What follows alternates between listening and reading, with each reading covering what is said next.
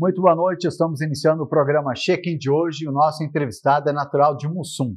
62 anos, empresário de Lajeado, mas também com formação em engenheiro agrônomo. E passou muito tempo fora do estado. Trabalhou em Goiás, em Brasília e cuidava de fazendas.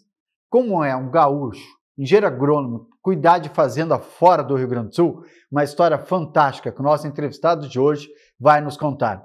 Estamos ao vivo no canal 15 da NET, canal 15 da Brasrede e também ao vivo pelo Facebook da TV Univates e Facebook Joel Alves. Você pode fazer a sua pergunta, o seu questionamento para o nosso entrevistado, meu amigo Renato Marina. Renato, prazer em tê-lo aqui no programa hoje. Boa noite a você, Joel. Boa noite a todos os ouvintes da Rádio Univates. É uma satisfação estar aqui reportando algo que nós já havíamos conversado em outras oportunidades, das andanças pelo mundo, de alguém que se criou muito humilde, teve dificuldades de se formar, de estudar.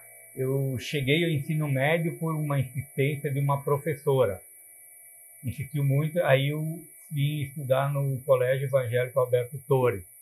Dali eu migrei para a universidade e consegui, na primeira tentativa, a aprovação como engenheiro agrônomo. Na Universidade Federal. Universidade Federal de Santa Maria. Na verdade, não haveria outras tentativas. Aquela ali era a tentativa praticamente única. Então, consegui me aprovar, me formei engenheiro, e aí, por um período de tempo da minha vida, eu me embretei aí pelo norte do país, convivendo com algumas situações bonitas e também complicadas. Por que a opção de sair aqui do Rio Grande do Sul? Você dizia agora há pouco, antes de iniciar o programa, de que o Brasil, como um todo, mas também o Rio Grande do Sul, de maneira especial, estava passando por uma crise financeira, né? Na época existia uma crise muito grande que envolveu a agricultura, 2 anos de seca absoluta, e com isso havia um preterimento quanto aos engenheiros agrônomos, que era um salário a mais a ser pago. E que ano foi isso? Isso foi em 1981. Daí que eu fiz essas aventuras em Mato Grosso. Fui para lá para cumprir contratos, fazer novos contratos, acertos de terras do IBAMA. Fui legalizando propriedades. Mas lá eu também convivia dentro das propriedades por um prazo de 30 dias a cada vez que eu para lá me direcionava. 30 dias? 30 dias. Mas dormia onde? Porque o hotel hoje já é precário, imagina naquela época. A gente dormia em barracos, uma casa muito simples, que era um verdadeiro barraco. Cada um dormia em rede. E na rede, além da família normal, com 6, 7 filhos, ainda tinha visitantes que transitavam por essas regiões aí, e que esses locais eram locais de apoio. Então não era só a família, tinha mais gente. Eu me lembro que numa oportunidade eu estava dormindo na sacada da casa, se dá para chamar de sacada. Numa rede? Numa rede, estendido numa rede. E à noite era cachorro passando embaixo da rede e raspando. Era porco que vinha atrás do resto de comida e vinha passando. Chegou um momento, realmente eu disse, não, isso aqui não dá mais, eu preciso dormir à noite. Levei minha rede uns 80 metros longe de casa e pendurei ela num pé de manga. E aí o nosso cuidador lá da propriedade disse, só cuidado, gaúcho, que aí às vezes aparece alguma onça, você procura levantar um pouquinho a rede, tá? E assim foi as coisas que foram acontecendo por lá. Aí eu dormia sossegado, pensando que daqui a pouco vem uma onça. Era melhor do que lá, que o porco e o cachorro estavam todo momento. Entre a onça e o porco e o cachorro, eu vou ficar com a onça. Fiquei com a onça. Mas eu conseguia dormir relativamente bem. Mas aí, nós, nessa oportunidade que estava, nessa vez aí que aconteceu, nós fomos a um local muito úmido, com água até a altura do joelho, tirar uma madeira especial que tem lá para construir cercados para o gado, né? E aí aconteceram algumas coisas ali, a gente encontrou sucuri lá, foi abatida pela sucuri por questões de segurança da família que era próxima daí.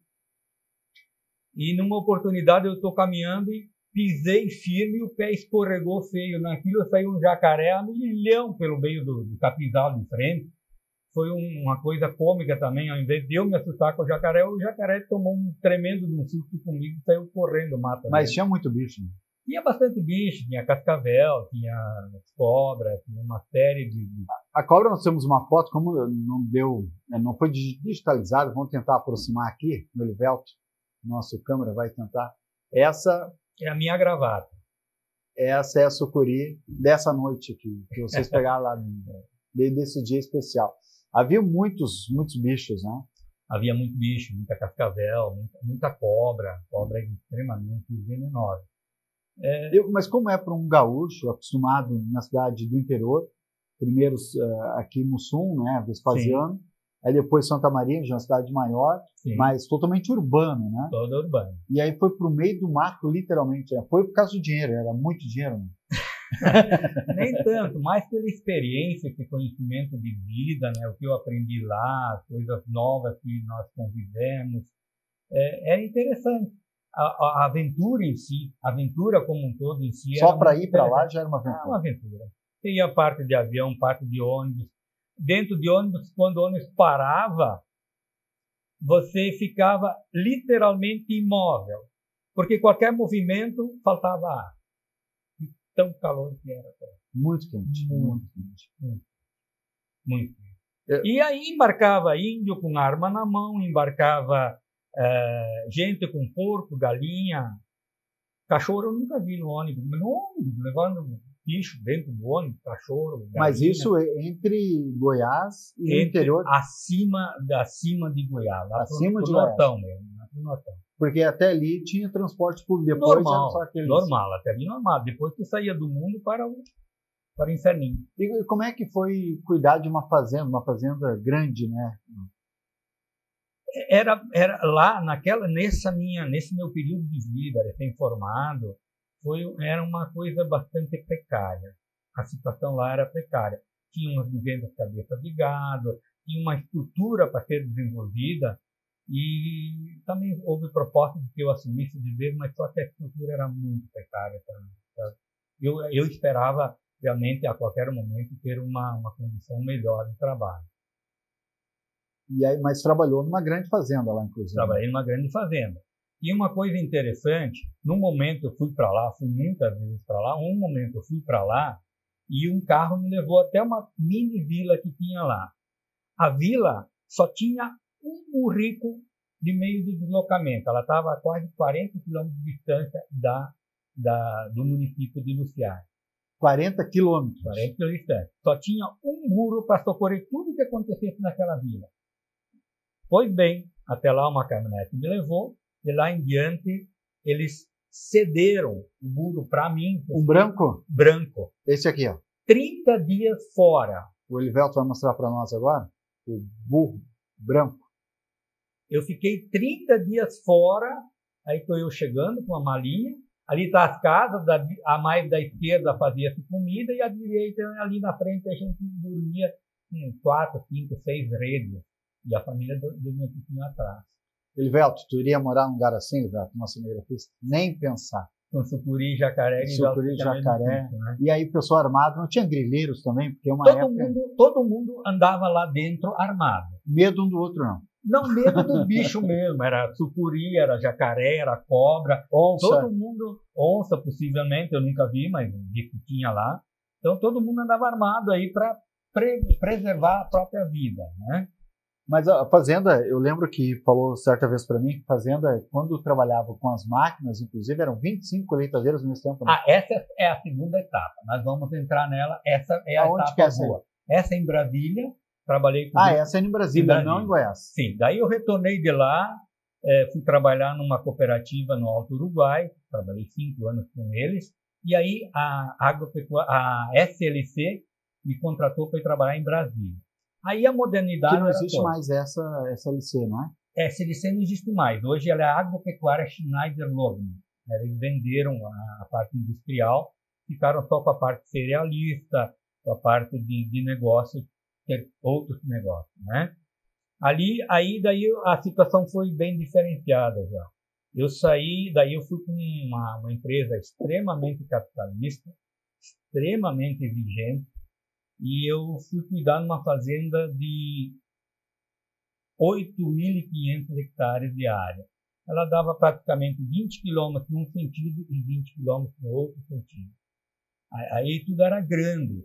Para você ter uma ideia, a gente gastava aí 63 mil sacos de adubo para fazer um plantio. 63 mil sacos de adubo para fazer um plantio. Quando cheguei lá, me assustei com os parâmetros, os valores. Né? A gente gastava de semente 12 mil sacos de semente para fazer um plantio. É muita coisa. É muito dinheiro. Eu estava com um capital em mãos de 2 milhões de dólares por ano para fazer uma cultura. Esse valor podia investir para... Esse valor aprovado, o projeto era executado e era feito. Passava tudo por ti? Tudo passava pela supervisão de produção com a qual eu respondia. E quantas máquinas tinham nessa fazenda? Eles tinham fixas 43 máquinas. Eu falo fixas porque a empresa, como indústria de máquinas, ela mandava a máquina lá para fazer testes, aprovar, reprovar, Sim. ver o que dava errado, o que dava certo. Colheitadeira, plantadeira e essas máquinas? Não, 43 eram máquinas só colheitadeira. Só colheitadeiras? Só colheitadeira. Nós tínhamos 40 e poucos empregados fixos lá na fazenda, e todos eles eram mecânicos, mas ninguém mexia num parafuso. Era o mecânico para saber o que realmente estavam fazendo com máquina. E tinha máquinas de muito valor lá, muito valor. Muito caras. Muito caras. E eles eram mecânicos para entender a máquina, mas não trabalhavam. O segmento, a eletrônica, a elétrica da máquina, para saber se no momento de uma pane ocorrida, ele devia dar sequência ou ele tinha que parar ali onde ele estava. Daqui a pouco a gente conversa mais com o Renato Marina, esse empresário de Lajeado, mas que teve uma vida fora aqui do Rio Grande do Sul, contando para nós essas experiências, as aventuras dele em uma fazenda fora do Rio Grande do Sul. A gente volta daqui a pouco.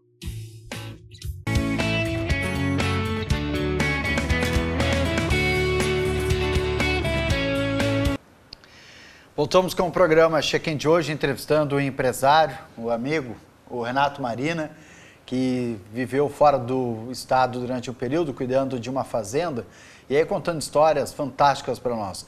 Manda um abraço para o Luiz Carlos Bianchini. Conhece o Luiz Carlos Bianchini, não? Sim. Do Santa Clara Máquina, seu vizinho ali, né? Sim.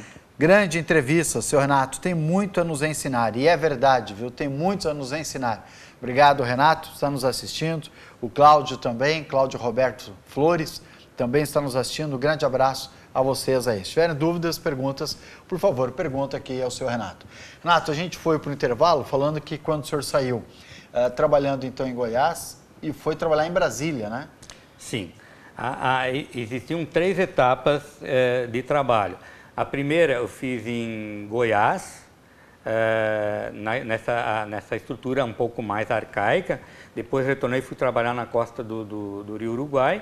Ali eu desempenhei função de engenheiro agrônomo, eu fui gerente de unidades, eu fui gerente do departamento técnico. Que idade o senhor tinha nesse período? Eu tinha 30 anos. 30 anos. 30 anos. E era muito trabalho, não? Era forçado, não? Ali era uma bem, digamos, burocrático e técnico. Eu trabalhei como engenheiro agrônomo, depois passei a gerente de unidade de filial da cooperativa e, posteriormente, os últimos 2 anos eu trabalhei diretamente comandando o departamento técnico, que tinha aí 12 engenheiros agrônomos e 10 técnicos agrícolas na época, né?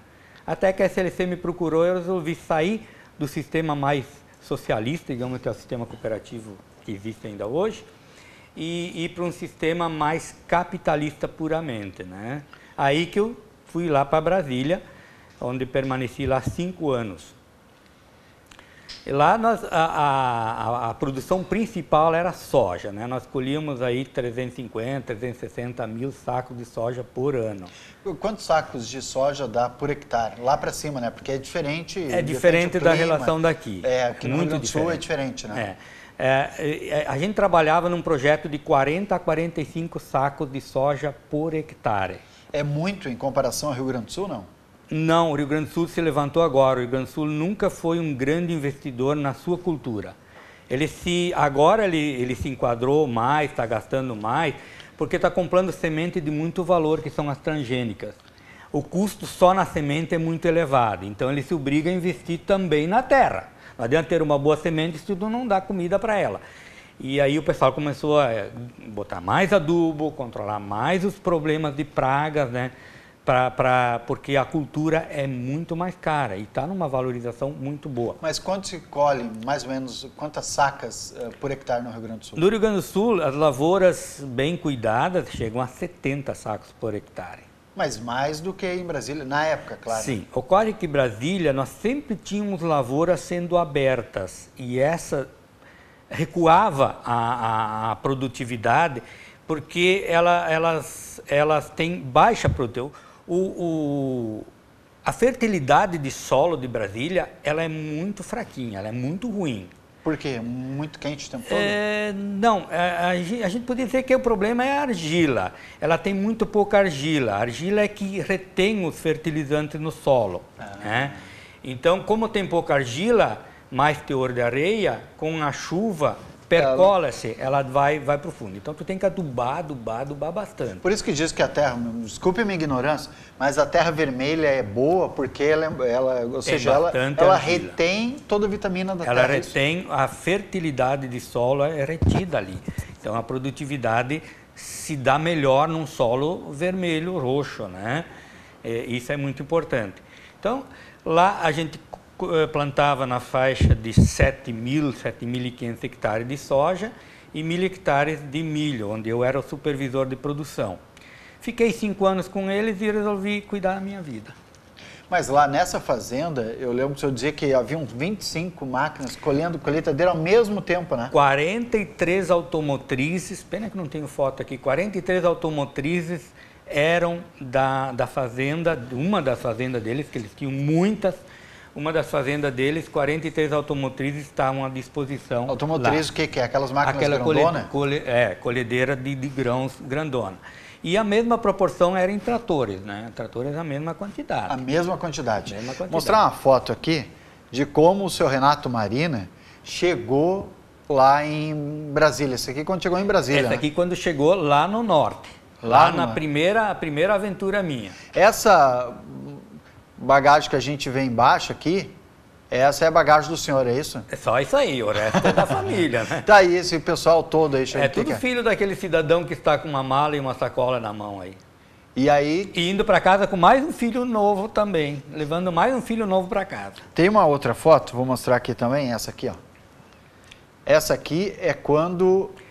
Estamos nos deslocando com a família, né? É na mesma viagem, é a sequência. Mas só embarcava aí as crianças e a senhora que está lá, logo atrás do boi, lá se vê uma senhora com uma criança no colo. Essa criança tinha aproximadamente 3 dias na época. 3 dias. E fez uma empreitada de 3 dias para chegar na fazenda. E aonde é que está o senhor ali nas fotos? Eu fiz a foto. Eu larguei a mala ali, eu fiz a foto. Eu estava aqui na frente fazendo a foto. Ó. Certo.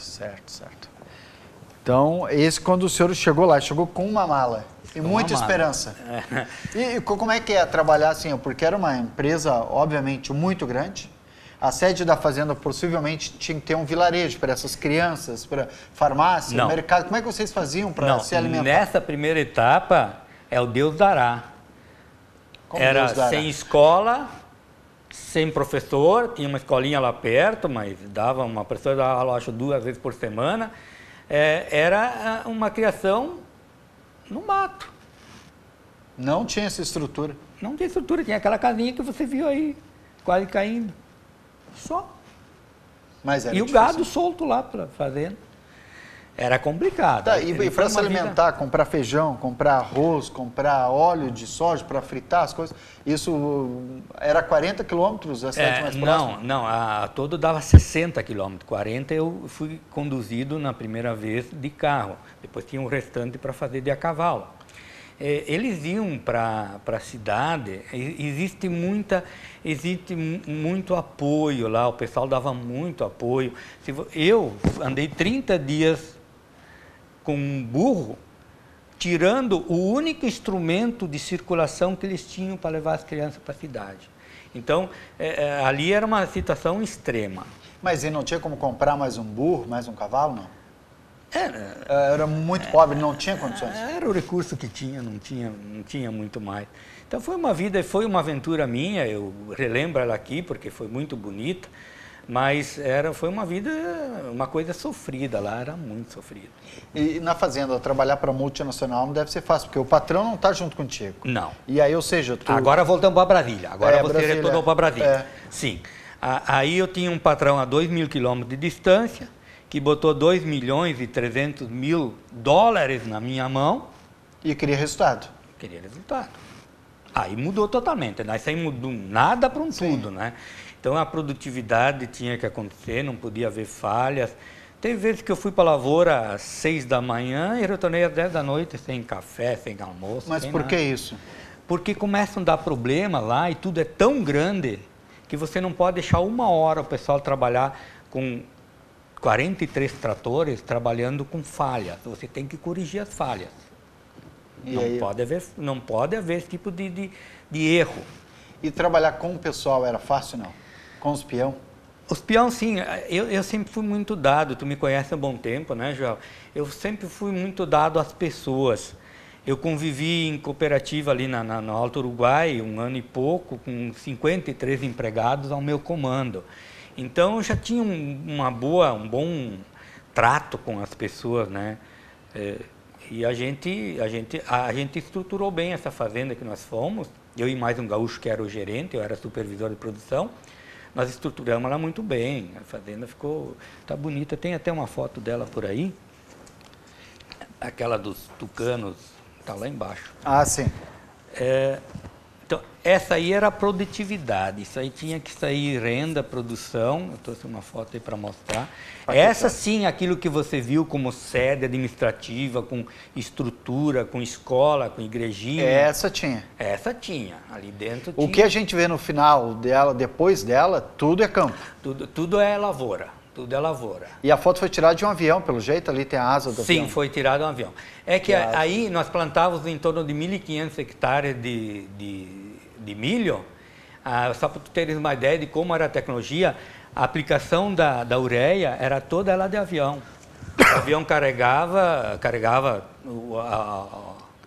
a carga completa, o compartimento completo de ureia e ia esparramar. E te digo assim, ele demorava menos tempo para esparramar aquela quantidade toda de ureia do que os caras demoravam para carregar ele. Tão rápido que era. Mas tudo lá era tudo era muito atropelado. Tudo para ontem. Tudo para ontem. E aí, o senhor, quando quisesse voar de avião, tinha essa possibilidade? Ia junto? Não, eu não sou chegado ao avião, não. Mas podia? Podia, mas não ia. E não era casado nessa época também, não? Aqui em Brasília era casado. Ah, era casado? Sim, casado. A Mary estava junto? Sim, nós saímos de lá, a Camila tinha 5 para 6 anos, né? E como é criar uma filha no meio de uma fazenda? E é que já tinha escola nas fazendas? Tinha escola, ela ia para a escola lá dentro da fazenda. A fazenda tinha uma estrutura, até um certo grau de formação, fazia ali dentro da fazenda, tinha uma escolinha, professor.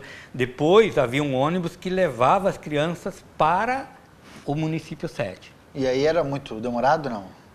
Não, ele demorava 50 minutos para ir e voltar. 50 para ir, 50 para voltar, né? Mais ou menos isso que ele demorava para levar as crianças, as pessoas que necessitassem se deslocar, aproveitavam também. Já tinha uma estrutura melhor. A estrutura era fantástica. A estrutura era fantástica. Tem casas, a gente morava em casa boa ali, tudo bem, nada semelhante àquilo que você viu lá no Goiás. No primeiro. Nada a ver. E a esposa gostava, os filhos gostavam, não? Sim, gostava. Só que a filha, nós queríamos dar uma formação escolar para ela aqui no Sul. Na época que eu estava lá, nós saímos de lá em 2000, ano 2000, 2001, as escolas eram como, de certa maneira, alguma escola se comporta hoje. Ninguém abaixo de 7. Tem algumas escolas que estavam convivendo com... Ninguém abaixo de 7. O aluno ia mal, tinha que dar 7. Ou tinha que passar ele. Se não passasse, ele não ia mais para a aula. Aí dava evasão completa na sala. Ficava emburrado. Então, para nós, esse tipo de formação não era nada interessante. Por isso, quando a Camila estava de 5 para 6 anos, nós retornamos para o Rio Grande do Sul. Estamos conversando com Renato Marina, engenheiro agrônomo, empresário, em que comandou fazendas fora aqui do Rio Grande do Sul. Nós voltamos em seguida para tirar muitas dúvidas e mostrar, inclusive, mais alguns pontos de vista interessantes do nosso entrevistado de hoje.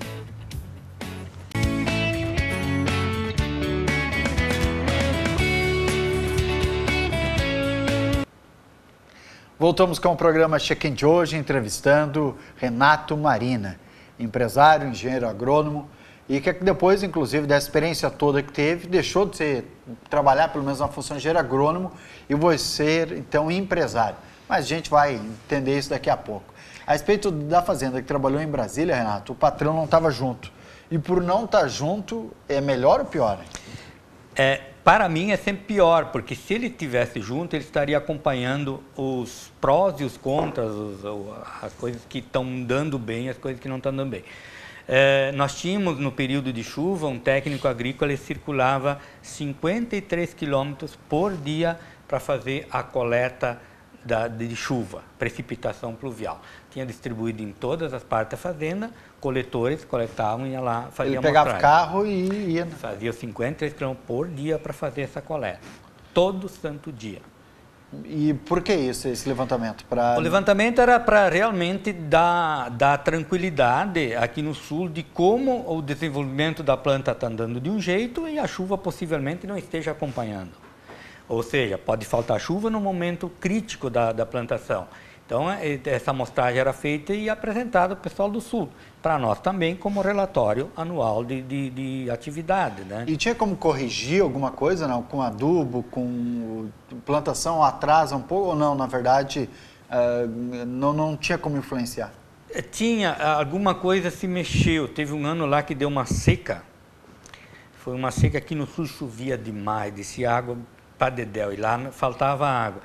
Então, nós estendemos o plantio até 10, 11 de janeiro. Era já fora dos padrões normais de plantio, né? Já era fora. Aquele ano, a produtividade não atingiu as metas necessárias. E plantava só soja? Ou tinha outra cultura? Soja e milho, 1.500 hectares de milho também. Não existia, hoje existe muita rotatividade, né? Um ano planta um tipo de safra, no outro ano outro, né? Ou seja, há uma rotatividade, né, para uso. Na época se usava isso? Já não? Nós fazíamos rotatividade só com as duas culturas. Posteriormente, a empresa se estruturou de outra maneira. Não estive mais lá, nunca mais voltei, mas eles colocaram 8 ou 10 pivôs. Lá tinha muita demanda de pivô, porque a região do Goiás Sul, ela é muito bem suprida de água. O que é pivô? Água. Pivô é aquele giratório que irriga 100 hectares numa passada. 100 hectares? Numa passada. O grande, os maiores, né? Ou seja, coloca pivô, ele aí gira ao redor, água de um arroio, puxa água de um rio, do arroio e distribui. Ele é caríssimo isso, né? É caro, é uma tecnologia pesada. Por isso, até o momento que eu estava lá, a empresa não tinha colocado. Só para curiosidade, tinha uma fazenda ao lado da nossa, que num ano que eu estava lá, ela plantou 1.400 hectares de tomate. 1.400 hectares de tomate numa safra. E vendeu tudo, não? Valeu a pena, não? Olha, só lamento que vocês do Sul andaram comendo aqueles tomates. Eu sinto por isso, porque... Por quê? Porque eles me ofereciam caixa de tomate. Não, obrigado, deixa assim mesmo. Porque eles passavam veneno num dia e estavam colhendo no dia seguinte. E a gente ficou sabendo que tomate deles veio para a Ceasa de Porto Alegre. Puxa, mas sabe que tem uma conhecida, um amigo meu que tem um familiar que trabalha numa grande fazenda de São Paulo, no interior de São Paulo. E eles colhem banana, produzem banana, muita banana. E ele não come, e nem a que produz, a dona da fazenda não come banana que ela mesma que eles produzem. Como engenheiro agrônomo, sabe muito bem disso, ou seja, é muito pesticida, né? Muito veneno colocado. Né? Você sabe que tem várias culturas que me preocupam muito hoje, modernamente. O moranguinho é uma cultura muito preocupante. Porque moranguinho não tem casca, né? Moranguinho não tem casca. As melancias bonitas, redondas e maravilhosas que eu como, e às vezes as que vêm de fora tendem a me fazer mal. Então há uma preocupação e é muito pouco ainda cobrado como fiscalização, como análise desses produtos, para que a gente tenha uma melhor qualidade de vida. Isso está acontecendo hoje, a gente convive com isso aí. E aqui perto, né? Aqui próximo. Mas sabe que nos fundos, eu moro em Mato Leitão, nos fundos onde eu moro, tem uma área lindeira que o cara planta lá muita coisa, né? O senhor acaba plantando. Mas eu nunca vi uma enxada, né? Enxada não existe, né? É só veneno, aí ou seja, mas tu nem tem mais tempo, né? Porque a rotatividade é muito grande e não tem tempo de ficar carpindo, né? O dinheiro ganha mais, ou seja, quem for com uma enxada ou com um tobatinho plantar e colher, quase que morre de fome, não é? Joel, o que acontece é o seguinte, a necessidade de mão de obra, ela seria preeminente para fazer isso que tu está imaginando, mas não há mais mão de obra. Não tem mais mão de obra no interior. O pessoal se mandou, foi para a cidade, foi fazer faculdade, foi estudar, foi trabalhar. Urbanizou-se a nossa agricultura, urbanizou-se ela. E nem tem gente que chega para trabalhar. E aí tudo é muito difícil, né? Então o pessoal, e outra coisa, são essas tecnologias que vieram atendendo essas necessidades. Por exemplo, a minha família produz mel. Ela sempre tinha 25, 30 caixas de abelha lá na propriedade, tem uma boa quantidade de mato. E agora está mais ou menos reduzido a 10, e a tendência é diminuir. Porque com os eventos novos de aplicação de produto químico, inclusive quando a planta está em floração, acaba atingindo a abelha. E a abelha é um elemento essencial até na nossa sobrevivência. Por quê? Porque ela tem polinizações que ela faz. Que só ela. Exemplo faz. É o maracujá. Maracujá, por exemplo. Que só a abelha pode fazer a polinização. E toda a macieira, a maioria das plantações de macieiras estão com muitas abelhas distribuídas por dentro, porque essas abelhas fazem a polinização da maçã. É essencial para a maçã. E se não tiver abelha, não vai polinizar. A árvore não vai produzir. Não vai produzir. Às vezes um ano produziu bem, porque naquele ano tinha bastante abelha. Claro. No outro ano não produziu, porque não teve polinização, porque não teve abelha. E a abelha morre quando é colocado veneno. Sim, em algumas culturas. Sim, ela vai lá puxar o néctar, é isso, né? Exatamente, porque a maior demanda que temos hoje no estado do Rio Grande do Sul é soja. A soja tem uma florzinha bem procurada pela abelha. Se você passar veneno no período da floração, a soja em seguida vai lá, a abelha em seguida vai lá, vai usar aquela flor, mas ela acabou de se matar, né?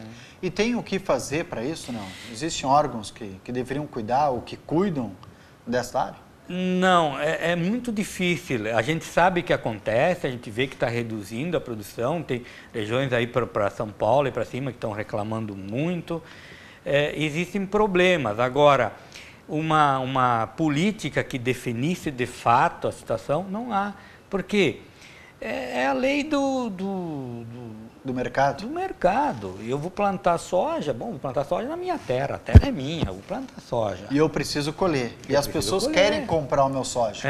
Exatamente. Então, para me colher, eu tenho que passar veneno. Exatamente. Matando a abelha, matando os peixes dos rios. Né?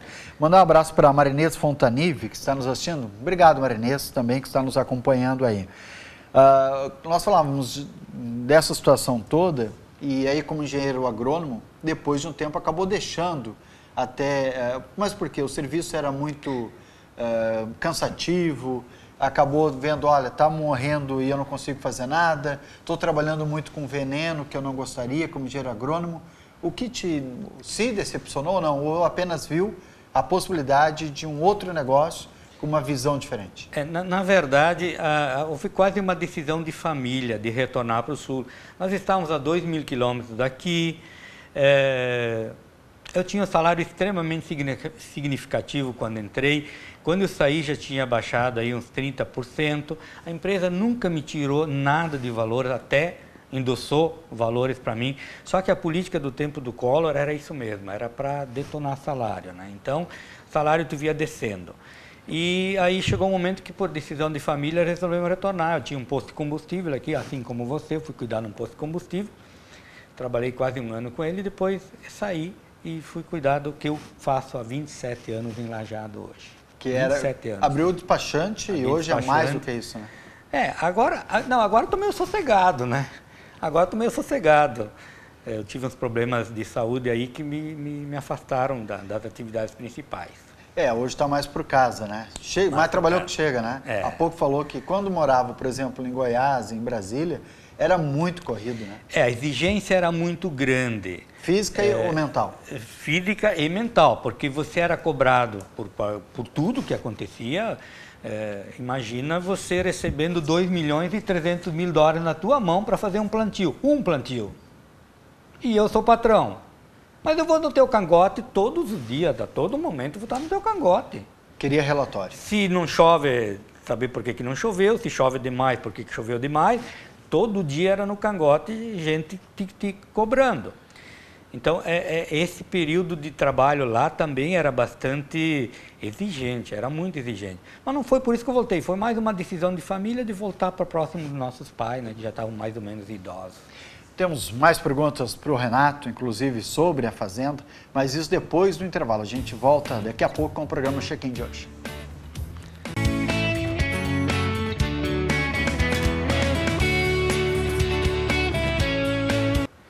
Voltamos com o programa Check-in de hoje, entrevistando o Renato Marina, engenheiro agrônomo e empresário, que ficou um grande período da sua vida fora aqui do Rio Grande do Sul, cuidando de fazenda. Mandar um abraço para o Vermelho, da Dom Farrapo, lá de Cruzeiro do Sul, colega de aula, grande amigo. Obrigado, Vermelho, por estar nos acompanhando aí. Agora, a gente falava das suas viagens, tua responsabilidade como engenheiro agrônomo e o que mais te trouxe como prazer durante toda a tua carreira, em que teve como engenheiro agrônomo e de grandes feitos ou feitos menores, mas que fizeram diferença na vida de outras pessoas, Renato. Eu só vou dar um detalhe. Lá na fazenda, a gente tinha uma produção de produção própria para alimentação, para suprimento de verdura, de leite. Existia uma estrutura muito completa, né, quanto à nossa sobrevivência lá. E agora, o que realmente me trouxe é que todas essas passagens que nós fizemos por Goiás, na primeira arrancada, logo depois de formado, me trouxe a alegria de uma aventura total. Era só aventura, era loucura.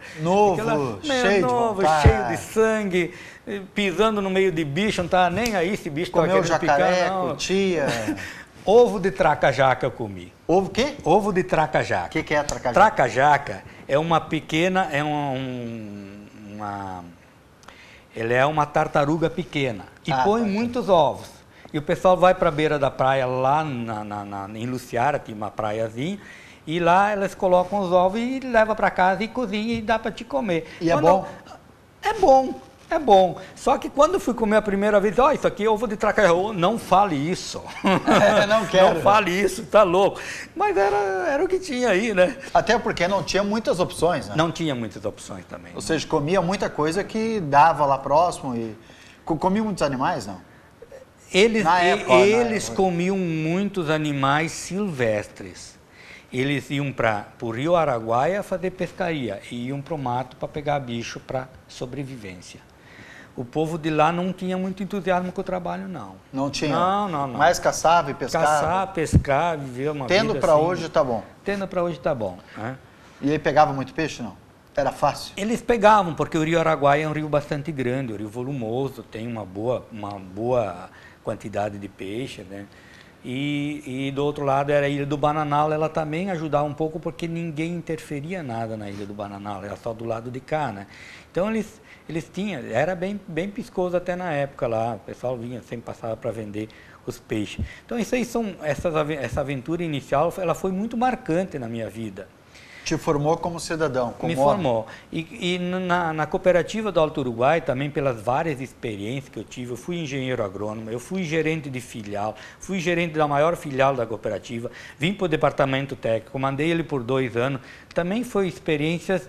Trabalhou em rádio lá? Trabalhei cooperativa, tinha um programa de rádio? Tinha um programa de rádio, todo domingo de manhã eu fazia uma inserção no programa de Música rádio. gaúcha, rodava ou não? Também. Não, uma vez eu fui pego de surpresa. Imagina o âncora aqui do meu lado que não apareceu no programa. Mas alguém tinha que fazer abertura, eu tinha meu quadro, mas eu não fazia abertura de programa. E aí o cara, o Elivelton gritou, faz a abertura tu. E aí disse, então tá, e eu larguei comigo. Quer dizer, experiências que... Nossa, era uma época assim de muita vivacidade, a gente se divertia com essas coisas. Ou seja, vivia leve. Vivia leve. Sem muito problema. Agora, falava o que, né, nesse programa de rádio?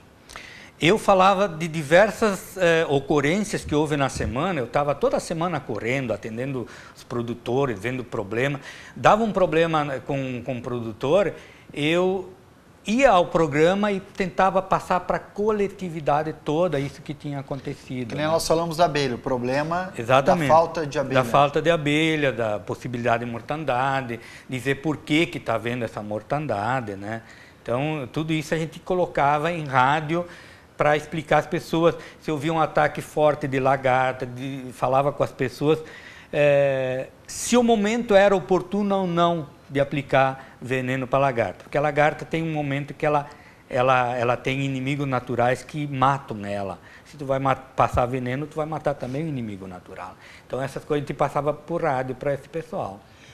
Tem isso também, ou seja, não é só botar, tem um período certo de botar. Tem o período correto para você não botar fora dinheiro e em vão, né? E como vai fazer isso numa área de quantos 1000 hectares? O que era no soja? Como é que vai dar tempo de fazer lá tudo em Brasília isso? Você fazia a amostragem da necessidade de fato de aplicação. E o resto era o avião passando, era de avião, tudo de avião. O veneno também era de avião? O veneno, não, em Brasília se passava o herbicida uma grande maioria da fazenda era todo herbicida passado de avião.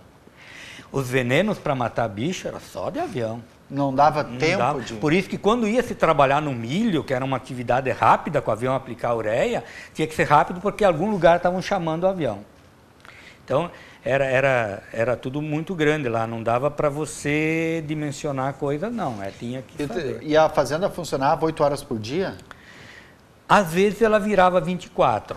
Na época da colheita, por exemplo? Na época da colheita. Não, na colheita até que não tanto, porque lá em Brasília, em função da altitude, 1.014 metros de altitude, às 10 da noite, em torno de 10 da noite, baixa uma umidade que te tira o direito de colher o produto. Tu está apertado, precisa colher, mas não pode mais colher. A umidade não é boa. A umidade já umedeceu tudo aquilo ali, empasta e você não colhe mais. Então, mas era no trabalho de lavoura mesmo, de virar terra, de passar o arado. Sim, tudo isso aí é que a gente virava 24 horas depois. Mandar um abraço para o Nicolas Schenkel, que está nos assistindo também, o Nicolas que é de São Leopoldo. Obrigado, Nicolas, mandando um alô aqui nos assistindo. Agora, é interessante que hoje em dia se usou mais, mas parece, eu li alguma coisa semana passada, não é minha área, mas que estava parando de passar o in natura, o esterco do gado, o esterco da galinha, o esterco do porco direto na terra e não fazendo mais a rotatividade. Por que isso? Eu moro numa região que tem criação de aves e suínos, né? E é aproveitado esse esterco.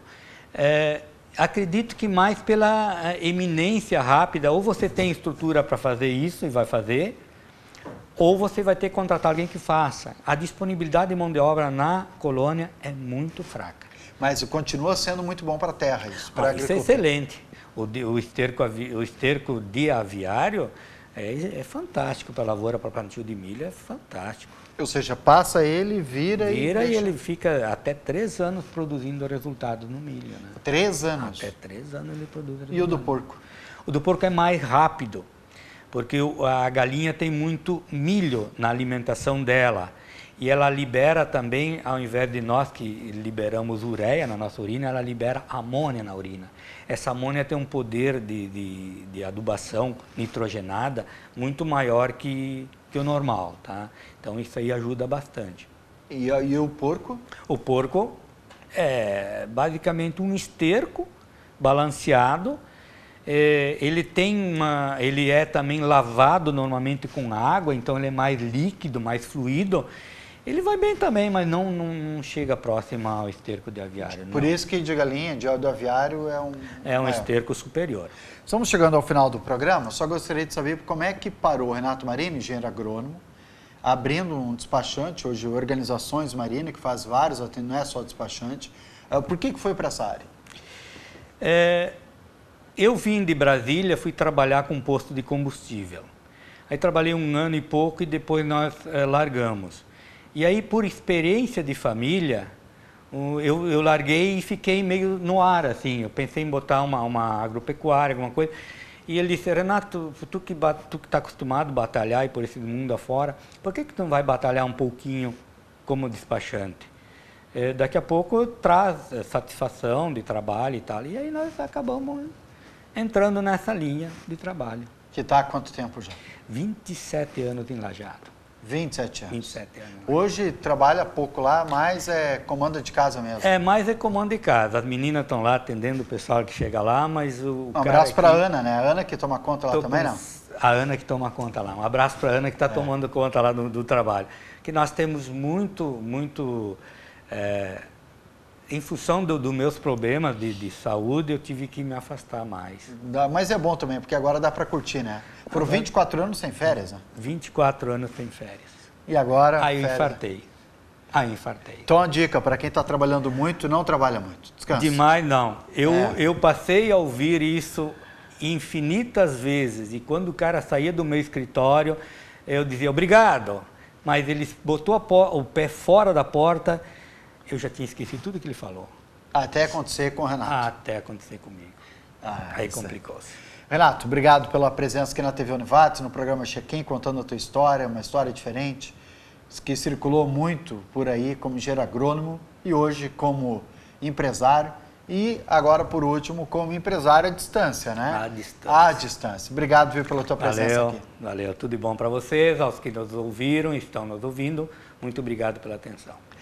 Este é Renato Marini, 62 anos, natural de Mussum, em que se formou engenheiro agrônomo em Santa Maria e foi, então, para outros lugares aqui do estado, comandou fazendas em outras regiões, em outros estados do Brasil e agora voltando, então, já por 25 anos aqui no Rio. 27 anos em Lajeado.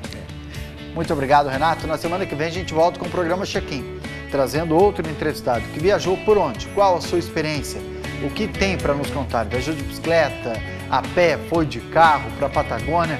Qual que é a história? Na semana que vem, aqui no programa Check-in.